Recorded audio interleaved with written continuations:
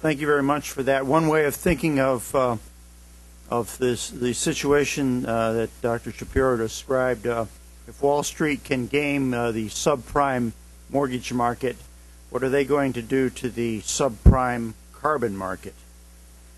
Our final speaker, James Hogan, is the chair of the board of the David Suzuki Foundation. That's perhaps the most influential environmental organization in Canada. He's founder of the Desmog blog, which has been rated by the Times of London as one of the top 50 environmental blogs in the world. And he is the president and founder of Hogan and Associates, which is a comprehensive public relations firm in Canada, and has won a distinguished honor from the American Public Relations Society.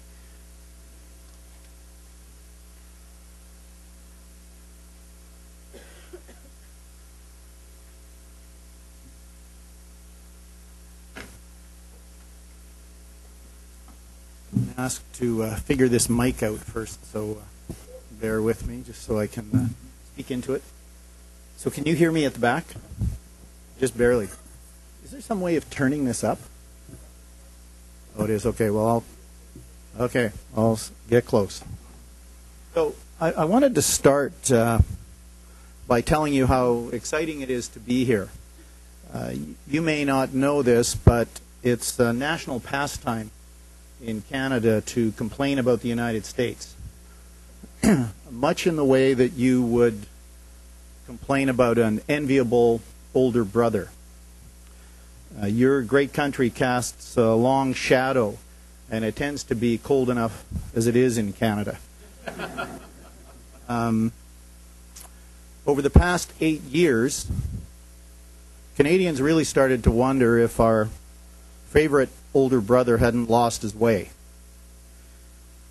And some of the complaints up there started to get a little bitter. So it's been reassuring for us to watch what's been happening in Washington over the past month. It's great to see President-elect Barack Obama building a bipartisan cabinet. And great to see him reaching out in this country as he seems intent on repairing and patching up relationships around the world.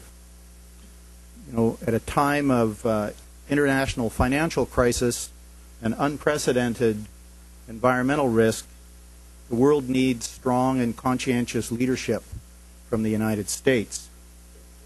And so Canadians are pleased once again to be able to look up to America.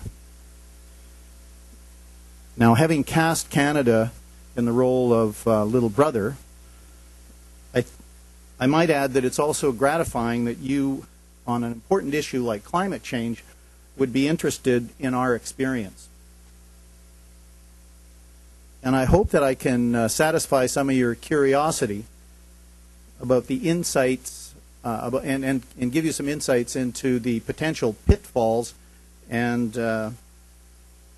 of implementing a carbon tax, which we've tried to do both nationally and provincially in Canada. When I was asked to do this presentation, Charles Komanoff asked me to answer two questions.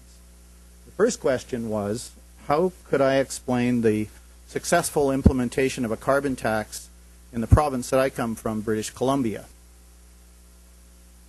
And the second question was, what lessons could be drawn from the defeat of the Federal Liberal Party in the October Canadian election, given that the Federal Liberals had been promising a national carbon tax in Canada?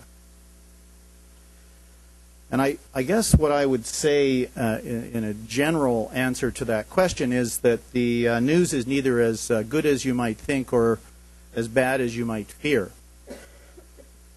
And I'd like to start with the second question.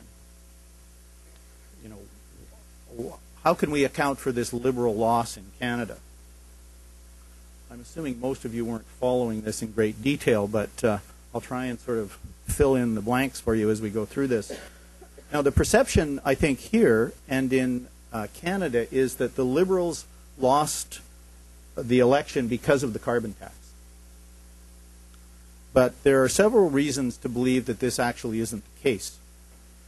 First, Canadian pundits, political pundits, are unanimous that the Liberals actually lost the election primarily on the issue of leadership, or perhaps I should say a lack of leadership.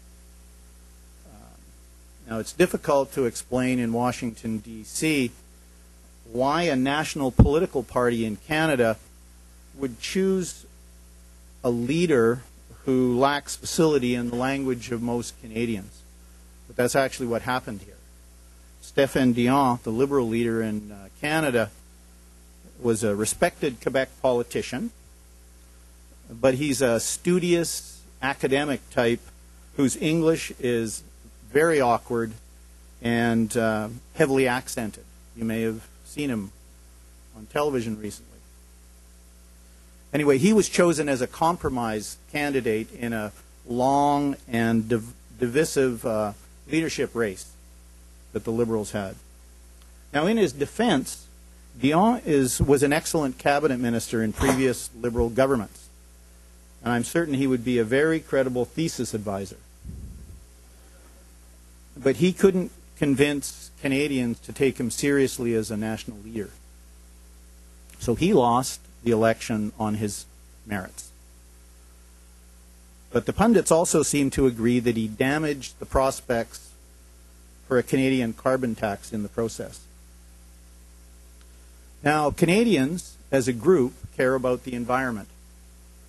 It was, surprisingly, the #1 top-of-mind issue in Canada for most of the last 3 years. And it's only recently been surpassed by concern about the environment, by concern about the economy. Now, 2 polls earlier this year showed that people were relatively supportive of a carbon tax across the country.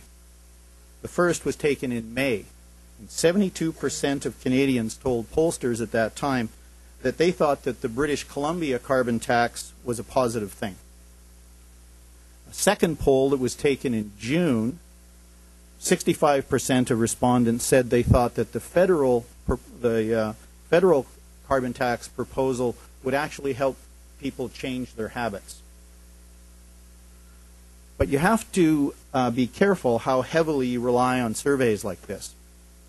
In June, when Stéphane Dion introduced his so-called green shift, 26% of Canadians said they fully understood the carbon tax component. But after 3 months of campaigning in September, that number only rose to 28%. A shift that's statistically insignificant and politically damning. The Liberals failed entirely to explain their carbon tax proposal. Now, their conservative opponents actually did a great job creating a mistaken impression.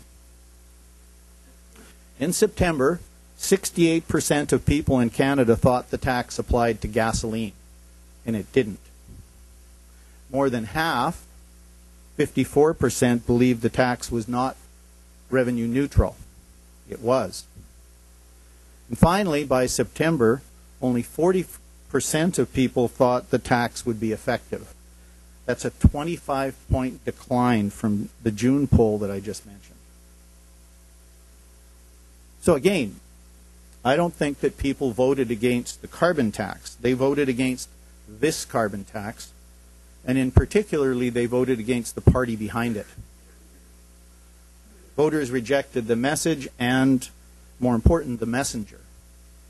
And they stayed at home in unprecedented numbers. The October federal election featured the lowest voter turnout in Canadian history. Every party but one received fewer votes than they had 2 years earlier.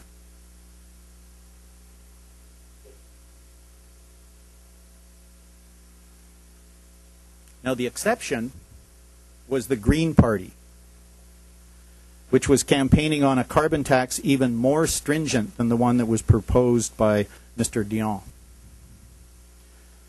Now, sadly, the clumsy introduction of the tax at the federal level mirrors too closely the situation in British Columbia, where a tax was successfully implemented, but it actually may lead to the defeat of another government.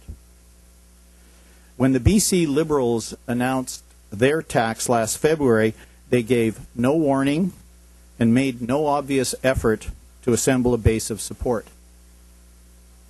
It almost looked as if Premier Gordon Campbell thought he was doing an honorable deed and didn't need to prepare the ground or, at first, even defend his position. Now, a complicating factor in British Columbia was the exiting of a well-regarded, charismatic Minister of Finance who carried the file on the carbon tax. She actually had a plan, a communications plan, to sell the tax to British Columbians. But once she stepped down, it was never implemented. And the BC Liberals also failed to explain revenue neutrality, a concept that people tend to find either confusing or unbelievable. The BC government says the public sent mixed messages to them when they talked to the public in advance of the tax. They were told they should make it revenue neutral because the public didn't trust them with the money. But once they actually implemented the tax, the public said, spend it on projects to reduce greenhouse gas emissions because we don't trust you with the money. So now I don't know whether or not the problem was with the research or the interpretation of the research, but it's fairly clear that the provincial government underestimated the public reaction to the tax. Now, this is my theory of this, that when people hear that government is implementing a new tax, they're inclined to ask three questions. The first one is, how much is it going to cost? The next one is it fair?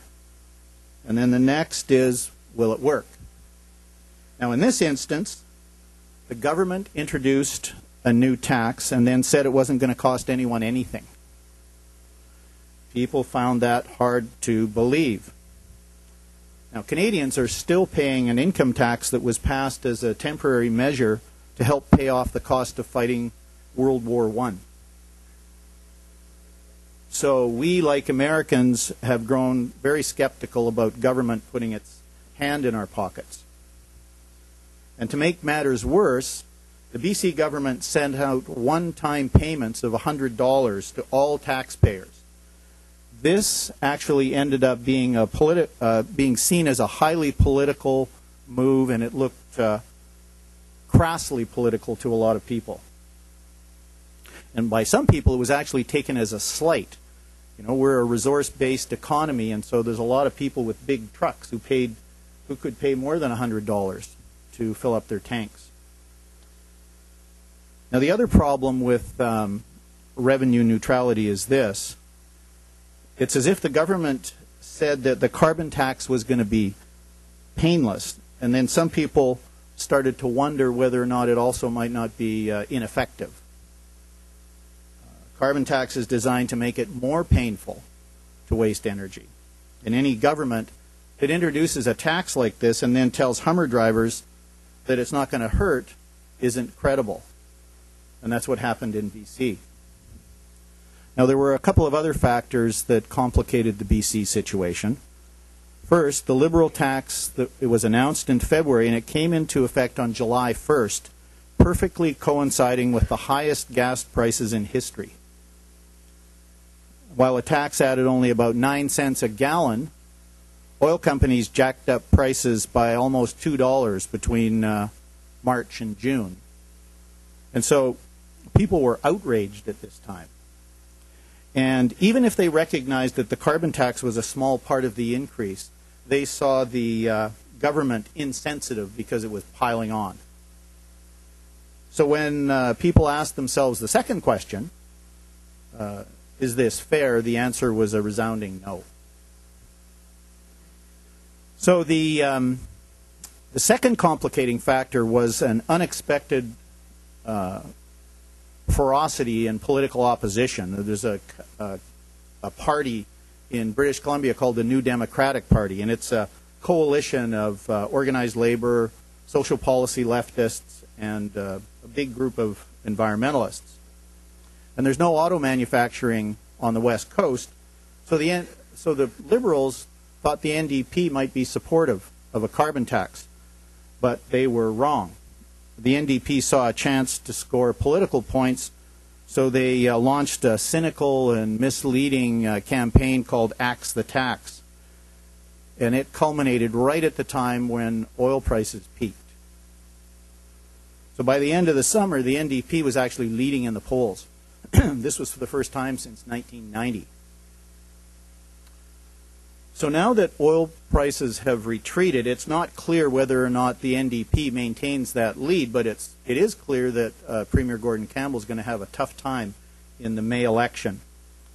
And it's much to his credit that he's actually standing by the carbon tax.